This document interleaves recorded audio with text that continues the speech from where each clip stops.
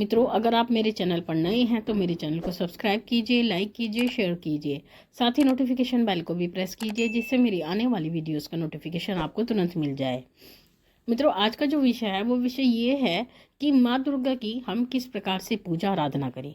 देखिए, अगर हम कोई भी पूजा पाठ नहीं जानते हैं और माँ दुर्गा के विषय में हम कोई भी जानकारी नहीं रखते हैं, तो ऐसी परिस्थिति में हमें बहुत परेशानी होती है कि हम किस प्रकार से माँ की पूजा करें, किस प्रकार से उनकी आराधना करें, क्या क्या उनकी प्रिय वस्तुएं होती हैं और किन बातों का हमें ध्यान रखना चाहिए। तो उसी से संबंधित ये वीडियो है। हमेशा मेरे सब्सक्राइबर कहते हैं कि आप माँ काली पर ही वीडियो बनाती हैं, माँ दुर्गा पर कोई भी वीडियो आप अपलोड नहीं करती हैं। तो इसलिए मैं माँ दुर्गा से संबंधित जानकारी आपको समय समय पर देती रहूँगी। और माँ दुर्गा की पूजा की एक विशेषता होती है कि इसमें आपको, अगर आप कोई साधना विशेष नहीं करते तो आपको किसी गुरु की आवश्यकता नहीं होती है, क्योंकि माँ दुर्गा मातृ स्वरूप हैं और बहुत ही सौम्य स्वरूप में माँ भगवती हैं। इसी कारण से आपको किसी गुरु की आवश्यकता नहीं होती है जब भी आप दुर्गा उपासना करते हैं। तो माँ दुर्गा है, शक्ति का स्वरूप है। कुछ लोग शक्ति उपासना करते हैं, लेकिन कुछ लोग डरते भी हैं शक्ति उपासना से। लेकिन मैं फिर भी यही कहती हूँ, जहाँ माँ दुर्गा का नाम आता है तो संसार में कोई ऐसा व्यक्ति होगा या स्त्री पुरुष कोई भी जीव ऐसा होगा जो माँ के प्रति श्रद्धा ना रखता हो, क्योंकि माँ शब्द जहाँ जुड़ जाता है वहाँ श्रद्धा स्वतः ही उत्पन्न हो जाती है। तो ऐसा ही माँ के साथ है। शक्ति उपासना जो लोग करना चाहते हैं उनको माँ दुर्गा की पूजा अवश्य करनी चाहिए। और माँ दुर्गा की पूजा में अगर आपसे कोई गलती होती है, देखिए कुछ लोग इतनी भ्रांति में आ जाते हैं, वो उन्हें ये लगता है कि अगर हम पूजा करेंगे और हमसे कोई गलती हो जाएगी तो हमें दंड मिलेगा। लेकिन मैं फिर कहती हूँ, बार बार सबसे एक ही बात कहती हूँ कि जहाँ ज्ञान होता है वहीं दोष होता है, और जहाँ ज्ञान नहीं होता वहाँ कोई भी दोष नहीं होता है।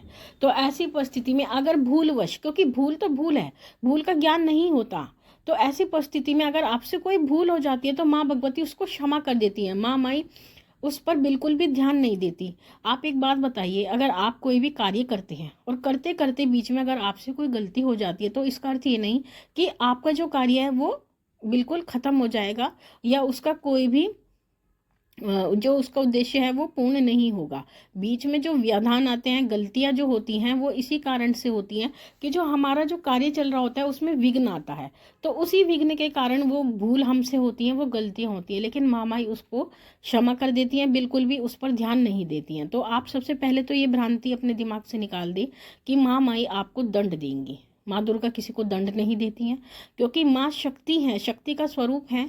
और जब माँ भगवती की कृपा जिस पर होती है उसका कोई भी ऐसा कार्य नहीं होता जो सिद्ध नहीं होता, क्योंकि महामाई इस संसार में माँ के रूप में विराजमान है। और जब माँ के रूप में विराजमान है तो वो अपने सभी बच्चों के हर कार्य को सिद्ध करने के लिए, कहते हैं, तत्पर रहती हैं। तो ऐसी परिस्थिति में आप माँ की पूजा करना चाहते हैं तो कुछ ऐसी विशेष चीज़ें होती हैं जिसका आपको थोड़ा ज्ञान होना चाहिए, क्योंकि बेसिक नॉलेज के बिना कोई भी कार्य करें तो अच्छा नहीं लगता। तो हमें थोड़ा ज्ञान होना चाहिए उसके बारे में। देखिए, माँ दुर्गा हैं और भवतारिणी हैं। ऐसी परिस्थिति में आप माँ की पूजा प्रारंभ करें। दिन का कोई विशेष अर्थ नहीं होता है। अगर आप सामान्य पूजा करना चाहते हैं, अगर कोई अनुष्ठान करना चाहते हैं, तब दिन का भेद रखा जाता है। लेकिन सामान्य परिस्थिति में आप किसी भी दिन से माँ भगवती की पूजा कर सकते हैं। अगर दिन की भी आप बात पूछना चाहते हैं तो आप अष्टमी से प्रारंभ कर सकते हैं। अष्टमी का दिन माँ भगवती, माँ दुर्गा का होता है। सोमवार से भी कर सकते हैं आप, शुक्रवार से भी कर सकते हैं। लेकिन फिर भी यही कहते हैं, माँ हमेशा एक ही बात कहती है, मैं 7 दिन लेती हूँ, 7 दिन मेरे ही हैं, कोई भी ऐसा दिन नहीं है जो मेरा ना हो, क्योंकि महामाई इस संसार में व्याप्त हैं, हर क्षण में महामाई व्याप्त हैं। तो ऐसी परिस्थिति में दिन विशेष नहीं होता है सामान्य पूजा में। तो किसी भी दिन से आप माँ माई की पूजा प्रारंभ कर सकते हैं। माँ दुर्गा की पूजा में आपको एक चीज़ थोड़ा सा ध्यान रखने की होती है कि माँ को लाल रंग बहुत प्रिय होता है। माँ का जो विशेष रंग है वो लाल ही है। माँ को लाल रंग के पुष्प पसंद हैं। पुष्प में आप माँ दुर्गा को गुलाब का पुष्प भी चढ़ा सकती हैं, गुड़हल का पुष्प भी आप चढ़ा सकते हैं। साथ ही माँ के लिए जो आप आसन बछाएं वो भी लाल रंग का हो। अपने लिए, स्वयं के लिए भी अगर आप चाहें तो आप लाल आसन का ही प्रयोग करें। अगर बाती की बात करें तो लाल रुई की बाती माँ को बहुत पसंद होती है। मूली की बाती से भी आप माँ भगवती का दीपक प्रज्वलित कर सकते हैं। माँ को लाल वस्त्र पसंद है, लाल श्रृंगार पसंद है, तो लाल वस्तुओं का ही प्रयोग करें। माँ को लाल चुनरी पसंद है, माँ को महावर पसंद है, बहुत ज़्यादा जो पसंद है माँ दुर्गा को महावर बहुत प्रिय होता है, तो माँ को महावर आप चढ़ाएं। माँ को भोग अगर आप देना चाहें तो माँ को आप प्रतिदिन में अगर भोग लगाना चाहते हैं तो माँ को आप मिश्री का भोग भी दे सकते हैं। माँ को आप पंचमेवा का भी भोग दे सकते हैं, क्योंकि माँ को पंचमेवा अति प्रिय होती है माँ दुर्गा को, तो माँ दुर्गा को पंचमेवा का विशेष रूप से भोग दिया जाता है। विशेष दिनों की अगर हम बात करें तो विशेष दिनों में आप माँ को हलवा पूरी का भोग लगा सकते हैं, हलवे चने का भोग लगा सकते हैं, लेकिन ये विशेष दिनों पर भोग लगाया जाता है। जैसे कि आप अष्टमी का व्रत करके नवमी में जब माँ की कढ़ाई करते हैं तब आप हलवा पूरी का भोग माँ भगवती को लगाएं, या 14 में माँ को हलवा का या हलवा पूरी चने का भोग आप लगा सकते हैं। माँ को इलायची का भोग दें, माँ को पताशों का भोग भी दिया जाता है, माँ को पान का भोग, मीठे पान का भोग भी दिया जाता है। माँ के पूजा में जो भी विशेषतः चीज़ें प्रयोग की जाती हैं, जैसे आप अक्षत प्रयोग करते हैं तो अगर आप लाल रंग के अक्षत यानी उनको लाल रंग में रंग लेते हैं तो माँ को वो बहुत प्रिय होते हैं, क्योंकि माँ को हर चीज़ लाल ही पसंद आती है। साथ ही आप माँ को इत्र अर्पण करें, जैसे कि आप स्नान कराते हैं और उस परिस्थिति में अगर आप माँ को इत्र लगाते हैं तो माँ को वो बहुत अच्छा लगता है, तो माँ के वस्त्रों पर आप इत्र लगाएं, माँ को वो बहुत अच्छा लगता है। माँ को आप जो जोत जगाएं उसमें आप देशी घी का प्रयोग करें। शुद्ध देशी घी का प्रयोग ही माँ की जोत के लिए किया जाता है। गाय का घी हो तो अति उत्तम होता है, लेकिन जिन लोगों को सामर्थ्य नहीं होता वो तिल के तेल की जोत भी माँ दुर्गा के लिए लगा सकते हैं, लेकिन यही 2 तेल हैं, एक तिल का तेल और देसी घी, इनकी ही आप जोत लगाएं। तीसरे तेल की जोत आप माँ भगवती के लिए ना लगाएं। साथ ही आपको माँ को सिंदूर अर्पण करना चाहिए, क्योंकि माँ का जो प्रिय वस्तु है वो सिंदूर है। माँ को सिंदूर बहुत प्रिय होता है, और इसलिए जब भी आप किसी भी विशेष दिन माँ भगवती को सिंदूर अर्पण करें। माँ को कुमकुम का तिलक करें, माँ को कुमकुम भी अति प्रिय होता है। माँ को कुमकुम का तिलक करें और उसी तिलक से आप स्वयं भी तिलक करें। तो ये कुछ बातें हैं जिसके माध्यम से आप माँ भगवती को प्रसन्न कर सकते हैं। साथ ही बाकी माँ समर्पण चलती है और माँ भाव पर चलती हैं। अब बात आती है कि माँ को प्रसन्न करने के लिए किस प्रकार की पूजा हमें करनी चाहिए। अगर आप पूजा का प्रारंभ कर रहे हैं तो ऐसी परिस्थिति में आपको सबसे पहले गणेश जी का नाम लेना चाहिए, क्योंकि सबसे पहले पूजनीय है, तो इसलिए गणेश जी का नाम लिया जाता है। दूसरी बात, माँ दुर्गा की पूजा या शक्ति उपासना में सबसे पहले जो ध्यान रखने वाली बात होती है वो होती है भगवान शिव की पूजा।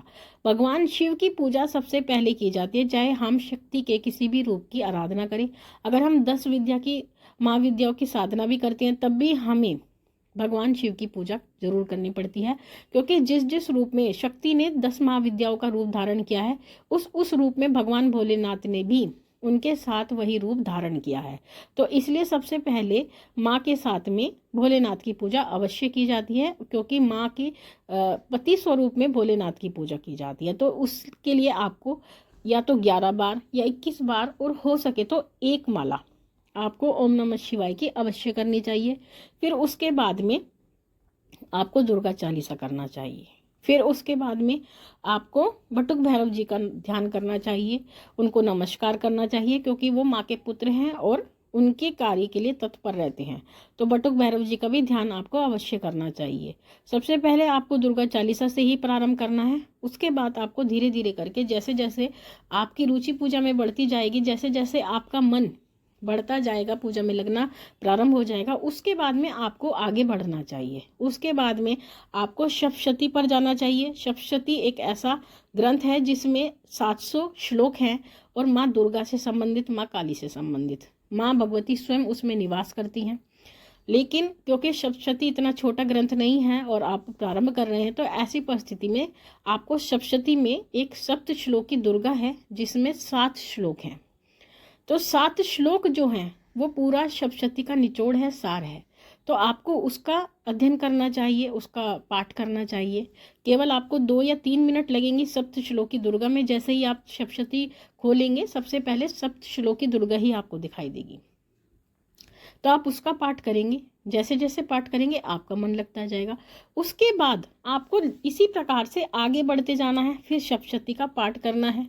इस प्रकार से आप माँ दुर्गा को मना सकते हैं, क्योंकि माँ की कृपा जिस पर होती है उसके घर में सुख समृद्धि होती है, उसके घर में कभी भी धन की कमी नहीं होती। क्योंकि अगर हम तीनों रूपों की बात करें, माँ लक्ष्मी, माँ सरस्वती और महाकाली, अगर हम इन तीनों को मिलाएं तो त्रिगुणात्मक शक्ति माँ दुर्गा है। तो जब माँ दुर्गा की आप पूजा करती हैं तो ये सभी चीज़ें आपको स्वतः ही प्राप्त होती हैं। धन धान्य की वृद्धि होती है, आपके अंदर बुद्धि और विद्या अपने आप प्रकट होने लगती है और आपके अंदर शक्ति का संचार होने लगता है, आप अभय हो जाते हैं। तो माँ दुर्गा की पूजा करने से आप सब कुछ प्राप्त कर लेते हैं। सारी विशेषताएं, सारे गुण और सारी शक्तियों का निवास माँ दुर्गा में है। तो इसलिए जब भी आप चाहें माँ भगवती को प्रसन्न करें, माँ की इस प्रकार से आप पूजा करें और कभी भी ये मन में अपराध बोध ना लाएं कि अगर हम माँ की पूजा करते हैं, हमसे गलती हो गई तो माँ भगवती हमें दंड देंगी। क्योंकि दंड माँ भगवती केवल दुष्टों को देती हैं, वो कभी अपने बच्चों को दंड देती ही नहीं है। और अगर कोई ऐसा सोचता है कि माँ ने दंडित किया है तो वो मूर्ख है, उसे हम मूर्ख मानते हैं। क्योंकि माँ कभी किसी को दंड नहीं देती, केवल माँ भगवती प्रेम देती है। तो इस प्रकार से आप माँ की पूजा करें और उनका आशीर्वाद प्राप्त करें।